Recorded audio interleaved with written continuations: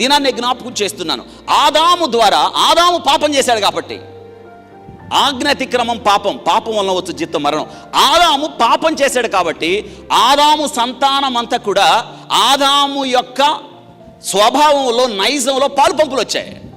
మా నాన్న లక్షణాల్లోకి వస్తాయి, నా లక్షణాలు నా కుమారుడికి వస్తాయి. సేమ్ ఆదాము సంతానం, ఒక్క మనుషుడి ద్వారా పాపము ద్వారా మనుషుల్లో మరణం అందరికీ కూడా సంప్రాప్తమైంది. అందరికీ అదే వచ్చింది మరణం. ఆ మాటలు మీకు అర్థమవుతున్నాయి. కాబట్టి ఆదాములో ఉన్న నైజం మనందరికి వచ్చింది. చాలామంది ఇలా అంటారు, ఏడో తెలుసా, నేనేం పాపం చేయలేదని. నువ్వు పాపం చేయలేదు, కానీ ఆ నైజం నీలో ఉంది.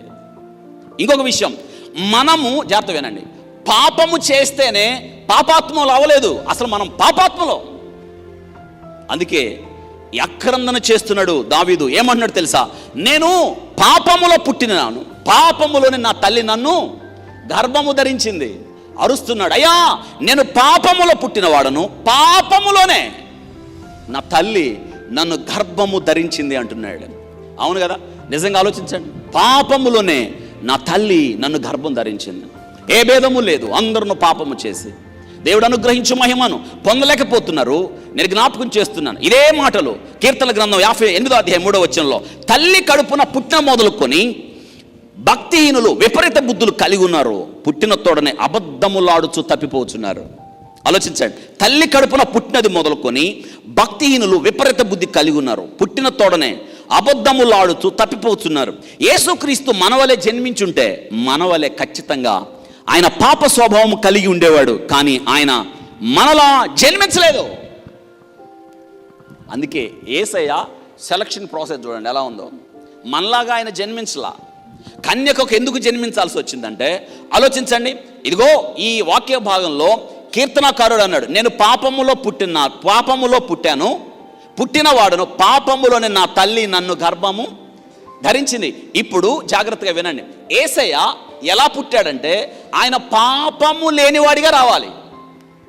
ఇందాక అదే చెప్పాను నేను, దేవుడిగా ఉండాల్సిన క్వాలిటీస్లో మొట్టమొదటిగా దేవుడు అనబడిన వ్యక్తి నీలాగా నాలాగా జన్మించిన వాడు అవ్వకూడదు కూడా.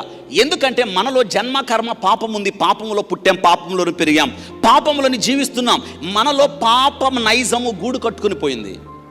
కానీ మనలాగా జన్మించుంటే యేసయ్య రక్షకుడై ఉండేవాడు కాదు. మనలాగా కాకుండా పాపము లేనివాడిగా ఆయన జన్మించాలంటే ఆయనకి ఈ లోకంలో మనము జన్మించినట్టు కాదు, సూపర్ న్యాచురల్గా జన్మించాలి, ఆయన అతీతంగా జన్మించాలి. అందుకే ఆ అతీతముగా జన్మించడానికి దేవునికి ఈ లోకంలో కావలసిన ఒక వ్యక్తే కన్యక. అందుకే దూత మరియ దగ్గరికి వచ్చినప్పుడు ఆ మరి అంది, నేను పురుషుణ్ణి ఎరగని దాన్న కదా, ఇది నాకు ఎలా సాధ్యం అన్నప్పుడు జాగ్రత్తగా మనం ఆలోచిద్దాం.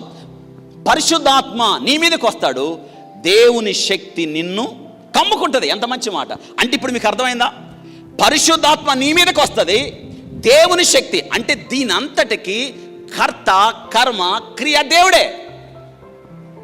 అంటే మరియని దేవుడు తన కంట్రోల్లోకి తీసుకున్నాడు. మీకు బెస్ట్ ఎగ్జాంపుల్, మరియ యొక్క గర్భాన్ని దేవుడు తన స్వాధీనం చేసుకున్నాడు.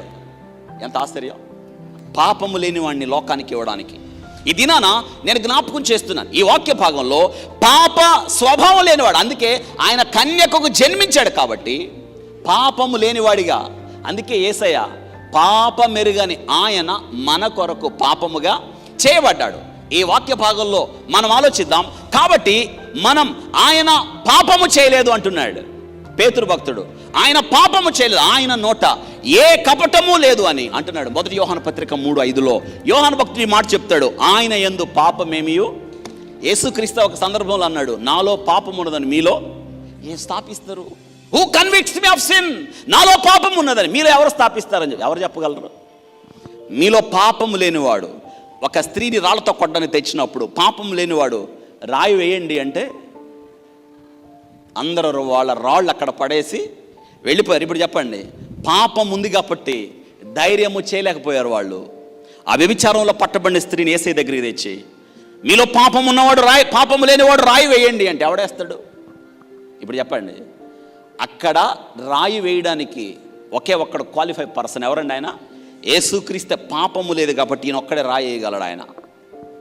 అందుకే ప్రభు ఒక మంచి మాట అన్నాడు, మా వారెక్కడ వారెవరు నిన్ను శిక్షించలేదా? అయితే నేను కూడా నిన్ను శిక్షించను.